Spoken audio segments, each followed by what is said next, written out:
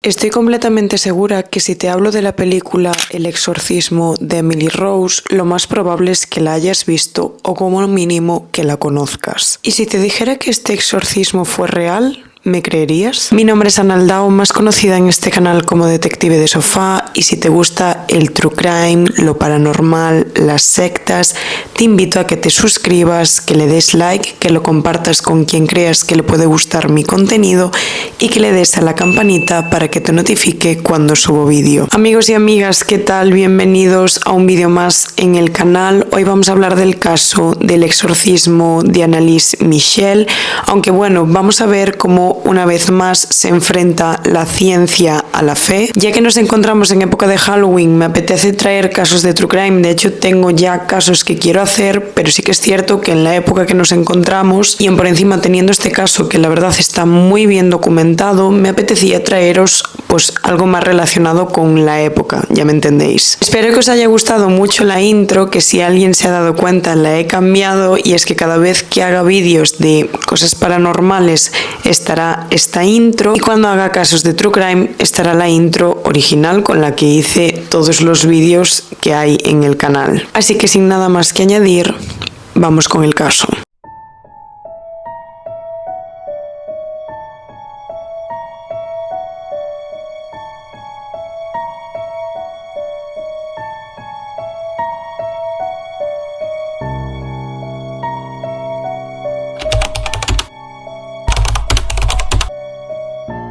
Como siempre, antes de comenzar el caso, vamos a ponernos en contexto de la situación. Nos ubicamos en Leipzig, Baviera, Alemania, el 21 de septiembre de 1952, donde nacería, por desgracia, nuestra protagonista, Annalise Michel. Era hija del matrimonio de Joseph y Anna Michel y era la mayor de 4 hermanas. Era una familia muy católica, pero es que el matrimonio había tenido una vida bastante complicada, ya que Joseph era un veterano de guerra y había perdido a muchos amigos y muchos compañeros en el campo de batalla, y era algo que lo había dejado muy afectado. Y Ana había tenido una hija fuera del matrimonio. Esta niña se llamaba Marta, fallecería a los 3 años, creo recordar, era muy pequeñita, pero como os podéis imaginar, en aquella época tener un hijo fuera del matrimonio era un pecado, no llegar pura al matrimonio, por lo que fue juzgada y de hecho lo obligaron a ponerse un velo negro para precisamente que la gente supiera que ella no era pura, que iba a llegar al matrimonio, que ya había tenido una hija. La familia acudía a la iglesia 2 veces a la semana y además hacía penitencias, tanto por sus propios pecados como por los pecados de los demás. Annalise era una niña muy dulce, muy responsable y muy buena. El problema es que ella sería muy frágil a lo que se refiere a la salud, por lo que la familia la sobreprotegía muchísimo. Ella sufrió desde bien pequeña enfermedades como paperas, sarampión e incluso la fiebre escarlata. Y a pesar de que todas estas enfermedades no son como un catarro común, no sería hasta los 16 años cuando empezaría a tener problemas de salud mucho más graves. Comenzó a tener ataques de apoplejía y convulsiones que derivaron en un diagnóstico que dio como resultado epilepsia. Pero vamos a desglosar un poquito más todos estos ataques y las fechas. En 1968 sufre su primera convulsión. Ella se encontraba en clase y de hecho llega a desmayarse, pero cuando vuelve en sí, todo el mundo está preocupado por ella, pero ella como que no le da importancia, ya que decía que se encontraba como muy cansada, que no estaba durmiendo bien, que bueno, ella ya tiene la salud delicada como la tiene, por lo que lo más probable es que lo que le pasó es que no descansó bien, que necesita dormir y descansar mucho más para poder recuperarse, y que fue una tontería. Pero el gran susto vendría cuando ella, durmiendo esa misma noche, se da cuenta de que se está orinando encima y no es capaz de moverse. Pero es que aparte de no ser capaz de mover ningún músculo del cuerpo, se da cuenta de que tampoco puede hablar. Tiene la lengua completamente paralizada, no puede gritar para pedir ayuda. Por lo que al día siguiente se lo cuenta a su madre muy agobiada, y esta decide llevarla al médico, donde le recetarían tanto tratamiento médico como psiquiátrico. Pero la salud salud de Annalise no mejoraría. Al año siguiente, en agosto de 1969, vuelven a repetirse estas convulsiones, por lo que los padres, muy preocupados obviamente, vuelven a llevar a Annalise al médico y a un neurólogo, pero estos no verían nada. Los síntomas y los resultados de las pruebas médicas volvieron al diagnóstico que ya conocemos anteriormente, que era la epilepsia generalizada. Los padres no están de acuerdo con este diagnóstico porque es que Annalise no mejoraba de ninguna de las maneras ni con el tratamiento que le habían dado. Las convulsiones seguían y era como un callejón sin salida, no había ningún tipo de remedio, por lo que deciden llevarla a un especialista y ahí le diagnosticarían epilepsia del lóbulo temporal. Este es un trastorno cerebral en el que las convulsiones se originan en los lóbulos temporales del cerebro, que controlan emociones, memoria y lenguaje. El problema de este trastorno es que las personas que lo padecen viven de una manera muy real las alucinaciones que provoca la propia enfermedad. Es decir, tienen como la realidad alterada debido a la afectación tanto sensorial como emocional. La última convulsión que tuvo Annalise fue a principios de noviembre de 1972, pero ahí ella ya había tenido alucinaciones visuales, olfativas y contracciones musculares que al parecer eran efecto secundario de toda la medicación que ella tomaba para esta epilepsia. Por lo que también vamos a contar un poquito la medicación que tomaba Annalise, ya que a mí me parece bastante importante para todo el caso. La dilantina fue el primer fármaco anticonvulsivo que le recetaron con el primer diagnóstico en 1969. Esta medicación prevenía los ataques epilépticos, pero tenía una gran lista de efectos secundarios, como somnolencia, irritabilidad, confusión y, en dosis altas, psicosis inducida por fármacos. Además, los registros médicos que se tienen de este caso decían que la dilantina no controlaba del todo las crisis que tenía Annalise, por lo que muchas veces llegaron a suspenderle este tratamiento, se lo cambiaban, se lo volvían a dar, pero no había mejoría. Más tarde le recetaron a Olep, que era el nombre comercial de la perfenacina, y este era un antipsicótico típico y su función era tratar los síntomas psicóticos o alucinaciones. Pero, como no, también tenía una gran lista de efectos secundarios: rigidez muscular, fatiga extrema, alteraciones motoras y, en algunos casos, síntomas parecidos a la posesión o catatonia. Esta medicación es la que se cree que intensificó su comportamiento y sus visiones. Quiero destacar que en aquellos años la epilepsia era algo completamente desconocido, porque parece que a medida que vamos hablando de las medicaciones, en vez de provocarle algún tipo de mejoría, lo empeoraba completamente, pero al final era ir probando fármacos de una enfermedad que aún no se sabía mucho, por lo que es como un poco lógico, ya me entendéis entre comillas, que sí que se cometieran ese tipo de errores. Pero bueno, ese no es el error más importante que se cometería en este caso, yo os lo digo. Los informes médicos también indicaban que a Annalise se le había recetado Tegretol, que sería la medicación que estaría tomando hasta que perdió la vida. Esta es otra medicación anticonvulsiva más moderna. Tiene como función estabilizar el ánimo y el control de las convulsiones, pero como no, tiene efectos secundarios. Los efectos son pérdida de apetito, confusión, mareos, fatiga crónica, efectos que podrían explicar su extrema debilidad física momentos previos a su muerte. Ninguna de las medicaciones que hemos mencionado logró controlar los ataques de Annalise. No hubo mejoras en todo el proceso, por lo que los padres obviamente estaban muy preocupados, estaban muy frustrados, no sabían qué hacer, y esas creencias y esa fe tan férrea que tenían ellos, tan católicos y religiosos, les hizo llegar a pensar que igual su hija no estaba enferma, sino que estaba poseída. Así, con todo lo que está sucediendo, Annalise se matricula en la Universidad de Würzburg en Pedagogía y Filología, ya que su sueño era ser maestra. Además, en sus estudios era una persona muy dedicada y responsable. De hecho, sería en la universidad donde conoce a su primer amor, a Peter, y este estaba al tanto de todo lo que le sucedía a ella, de sus ataques de epilepsia, tratamientos, todo lo que estaba sucediendo en su vida, pero este le dijo que le daba igual, que él quería estar con ella, que la quería mucho y que no importaba todo lo que sucediera, que él la iba a apoyar y estar con ella. Y es que a pesar de estos ataques, Annalise tenía una vida social muy buena. Ella quedaba con sus amigos tanto de la universidad como de la parroquia, hacían planes y sí que llevaba un ritmo de vida social muy bueno dentro de lo que le permitía su enfermedad, evidentemente. efectivamente. De hecho, entre todos estos planes harían un viaje que marcaría un antes y un después en este caso. Y es que a mediados de 1975, cuando Annalise tenía 23 años y a pesar de que su cuerpo estaba muy cansado, tenía una cara muy demacrada, se le notaba que no estaba bien. Pero aún así, como os digo, ella llevaba una vida social bastante buena dentro de lo que podía. Y además, siendo de una familia tan católica y teniendo tanta fe, acepta viajar con sus amigos de la parroquia a San Damiano. Este es un pequeño pueblo de Italia donde muchos afirmaban haber visto a la Virgen María. El viaje debía ser un respiro,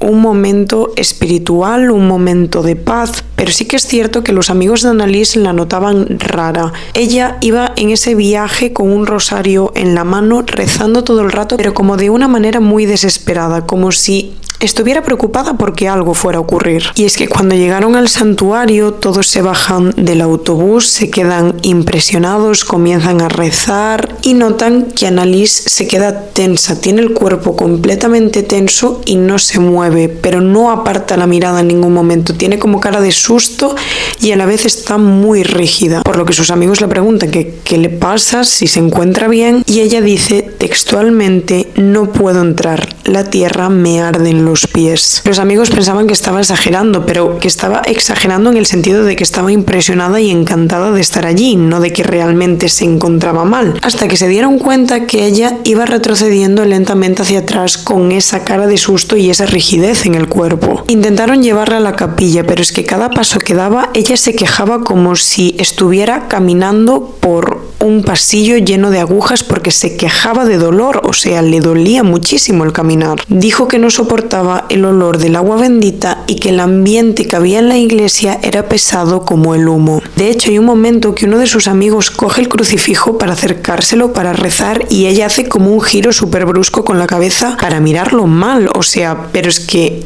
lo que destacarían los amigos es la forma de girar la cabeza. Parecía un gesto como casi animal. Sus amigos evidentemente estaban flipando porque Annalise siempre fue la persona más religiosa del grupo, la que rezaba por absolutamente todo el mundo, y ahora parecía que estaba huyendo de todo esto. Durante el resto del viaje los amigos afirmaron que ella estuvo como muy callada, no comía prácticamente nada, pero que sí que es cierto que había momentos que murmuraba, pero que lo que murmuraba no parecía su voz y que además por las noches la oían llorar y reír ella sola. Cuando regresaron a Alemania, los amigos se dieron cuenta que la Annalise que volvió a casa no fue la misma que había ido a Italia. De hecho, a este viaje los acompañó un sacerdote que le escribió al obispo diciendo que la actitud que tenía Annalise no tenía ningún tipo de explicación médica. Y es así como todos acabaron convenciendo de que Annalise no tenía ningún tipo de enfermedad, sino que estaba poseída por el demonio. Pero es que no eran sus padres, sus amigos, todo el mundo que la conocía que pensaran que ella estaba poseída. Es que ella misma también pensaba que estaba poseída por el demonio. Así que sería entonces cuando es la propia Annalise la que le dice a sus padres que por favor vayan a buscar ayuda espiritual. Después de muchísimos años de tratamientos médicos, ella los deja porque se da cuenta de que no le sirvieron para absolutamente nada, que en vez de mejorar empeoraba, y es así como los padres se acercan a la iglesia pidiendo por favor ayuda para su niña. Sería así como el caso llega al oído de dos sacerdotes alemanes que serían Ernest Alt, un hombre profundamente creyente y con experiencia en fenómenos religiosos, y Arnold Renz, un sacerdote mayor y más escéptico que acabaría dirigiendo los rituales. Ambos se entrevistaron con Annalise y observaron su comportamiento. Voces que venían de ella pero que no parecían de ella, que eran completamente extrañas. Tenía repulsión hacia los objetos sagrados y además tenía una fuerza física inusual en una mujer de su edad. Por lo que es así como los dos sacerdotes concluyeron que efectivamente se trataba de una posesión demoníaca. En aquella época la iglesia era muy cautelosa a la hora de dar autorización para hacer exorcismos. Sin embargo, tras revisar los informes y por las insistentes peticiones del padre Alt, el obispo de Würzburg, Joseph Stein, concedió finalmente la autorización en septiembre de 1975. Pero el permiso incluía una instrucción clara: debía actuarse con prudencia, manteniendo la discreción y con atención médica. Entre septiembre de 1975 y junio de 1976, los padres Renz y Alt realizaron 67 sesiones de exorcismo en la casa familiar de los Michel. Cada una duraba entre 1 a 4 horas y todas se grabaron en cinta de audio. Se llegaron a recopilar unas 40 horas de grabación que serviría para investigaciones posteriores. Durante los rituales, Annalise entraba en trances muy violentos. Se retorcía en el suelo, gritaba durante horas con voces distintas, algunas graves, otras roncas o guturales, hablaba de sí misma en plural y mostraba una fuerza física inusual, hasta el punto de que se necesitaban a varias personas para sujetarla. Annalise decía estar poseída por 6 entidades diferentes: Lucifer, Caín, Judas Iscariote, Nerón, Hitler y un antiguo sacerdote excomulgado llamado Fleischmann. De hecho, en las grabaciones se oye a esas voces discutiendo entre sí y burlándose de los presentes, de los sacerdotes y de la familia de Annalise.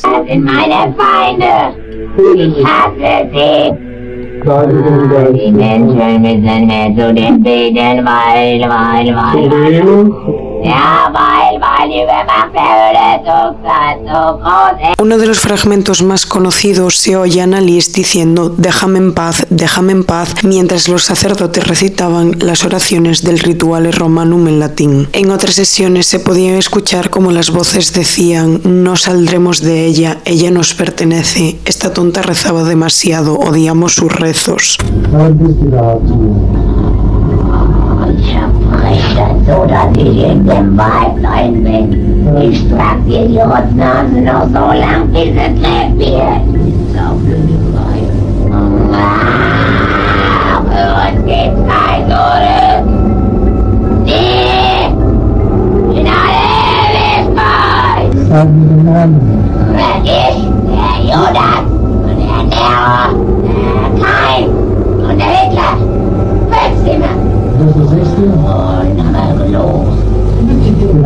Ambos sacerdotes reconocieron que Annalise recobraba la conciencia de vez en cuando y que lo que hacía era ponerse a rezar de rodillas, a pedirle perdón a Dios por las blasfemias que estaba soltando por la boca. A medida que avanzaban los meses, su estado físico deterioró de una manera muy drástica. Apenas comía ni bebía porque estaba convencida de que el ayuno purificaba su alma y de hecho llegó a pesar menos de 30 kilos. Tenía las rodillas cubiertas completamente de heridas de las genuflexiones para ponerse a rezar y sufría desnutrición, fiebre y delirios. Ella creía que todo este sufrimiento era una forma de expiación. El último exorcismo se hizo el 30 de junio de 1976, ya que el día siguiente, 1 de julio, se encontraron a Annalise sin vida en su cama. Más tarde le realizarían una autopsia que dictaría que Annalise había fallecido por desnutrición y deshidratación severa. Es entonces cuando las autoridades abren una investigación por los resultados de la autopsia, siendo investigados los padres de Annalise, Joseph y Anna, y los sacerdotes Alt y Renz. Por primera vez, un tribunal tenía que decidir si un exorcismo autorizado por la Iglesia era un acto de buena fe o un crimen. Como ya habíamos dicho antes, Annalise falleció debido a una desnutrición y deshidratación severa. Pesaba menos de 30 kilos y su cuerpo se veía que había sufrido fiebres muy altas, tenía los músculos hechos polvo y tanto su cuerpo como su cara mostraban un agotamiento extremo. No había indicios de violencia externa, pero sí que su cuerpo reflejaba meses de deterioro físico. Tanto las 67 grabaciones como los testimonios de los padres de Annalise y de los sacerdotes fueron investigados por la Fiscalía. Es así como el fiscal del distrito de Aschaffenburg presentó cargos por homicidio por negligencia contra los padres de Annalise, Joseph y Anna, y contra los sacerdotes que realizaron los rituales, el padre Arnold Renz y el padre Ernest Ahl. La acusación sostenía que los 4 habían permitido que Annalise falleciera, no buscando la atención médica que se les había exigido cuando se les concedió el permiso para realizar el exorcismo, además de que su estado era claramente crítico, sobre todo cuando ella misma decidió no comer ni beber. Por lo que con todo esto vamos a pasar al juicio. El juicio comenzó en marzo de 1978 en Aschaffenburg. El proceso atrajo a toda Alemania y a toda la prensa internacional, ya que en la sala se sentaban frente a frente la ciencia y la fe, la medicina moderna y las creencias en lo sobrenatural. La defensa argumentaría que la propia Anneliese fue la que pidió que se le realizara el exorcismo, que se lo pidió a los padres y fueron los padres los que acudieron a la iglesia para que vinieran estos sacerdotes a ayudarles. Los sacerdotes y los padres actuaron de buena fe creyendo que era lo correcto. Creían que era su deber religioso y además que los exorcismos habían sido autorizados por la iglesia, por lo tanto no podían considerarse ilegales. Sin embargo, la acusación insistió en que ellos eran plenamente conscientes del deterioro físico que estaba sufriendo Anneliese, que deberían haber interrumpido los rituales y pedir asistencia médica urgente, asistencia que ya debía haber estado en esos exorcismos porque era un requisito que había puesto la iglesia, y que los sacerdotes decidieron ignorar, como decidieron ignorar los diagnósticos que se le habían dado a Anneliese de epilepsia, además de trastornos psicóticos. En el juicio se incluyeron las reproducciones de los exorcismos donde se oían los gritos de esas voces atribuidas a los demonios, y en vez de convencer a toda la gente que se encontraba en ese juicio de que realmente se trataba de algo sobrenatural, se reforzó aún más de la idea y dio mucha lástima el sufrimiento mental que tenía Anneliese. También testificaron psiquiatras y neurólogos que coincidieron en que Anneliese padecía una forma severa de epilepsia del lóbulo temporal, combinada con trastornos psicóticos y un fuerte componente de culpa religiosa alimentado por su entorno y su propia fe. Es entonces cuando en abril de 1978 se dicta sentencia. Tanto los padres de Anneliese como los sacerdotes son culpables de homicidio por negligencia. Sin embargo, el tribunal reconoció que actuaron bajo una fuerte convicción religiosa, creyendo que realmente ayudaban a Anneliese. Por lo tanto, la condena fue leve. Se les impuso una condena de 6 meses de prisión con suspensión de condena, es decir, que no fueron a la cárcel, y 3 años de libertad condicional. El tribunal subrayó que aunque su fe fuera sincera, habían antepuesto las creencias al deber de proteger la vida, lo que constituyó en una negligencia muy grave. Como os podéis imaginar, este caso provocó un gran debate tanto nacional como internacional, y es que en Alemania no se entendía cómo en pleno siglo XX había una joven que había fallecido a causa de un ritual religioso. Los sectores religiosos más conservadores defendieron a los sacerdotes, argumentando que la posesión demoníaca es reconocida por la doctrina católica y que los exorcismos habían sido realizados conforme al Rituale Romanum. La comunidad médica y académica, sin embargo, consideraron que este caso fue un fracaso colectivo, un ejemplo de cómo la falta de atención psiquiátrica y este tipo de creencias podían desembocar en tragedia. La Iglesia Católica Alemana revisó sus protocolos y desde entonces restringió drásticamente la autorización de exorcismos, exigiendo la participación de especialistas médicos y psicológicos antes de aprobar cualquier intervención espiritual. Y está aquí el caso de Anneliese Michel, un caso que a mí me sorprendió muchísimo. Yo no lo conocía, la verdad. Yo me he visto la película, pero no sabía que estaba inspirada en un caso real, y menos en un caso con tanta información, sobre todo tratándose de un exorcismo, que fue lo que más me sorprendió, que hay muchísimas fotos, hay las grabaciones y hay mucha información en general sobre el caso. La verdad me pareció súper interesante y quería traerlo también porque creo que es la mejor muestra de la falta que había antes de médicos especializados en trastornos psiquiátricos y psicológicos, y cómo hemos mejorado a día de hoy en ese aspecto, pero sí que creo que la salud mental sigue siendo un tema tabú a día de hoy, cosa que al final para mí creo que si esto no funciona, el resto tampoco va a funcionar. Así que nada, me apetecía traeros un caso que tratara este tema, ya que me parece bastante importante. Espero que a vosotros os haya parecido también muy interesante. Nos vemos en el siguiente caso. Cuidaros mucho.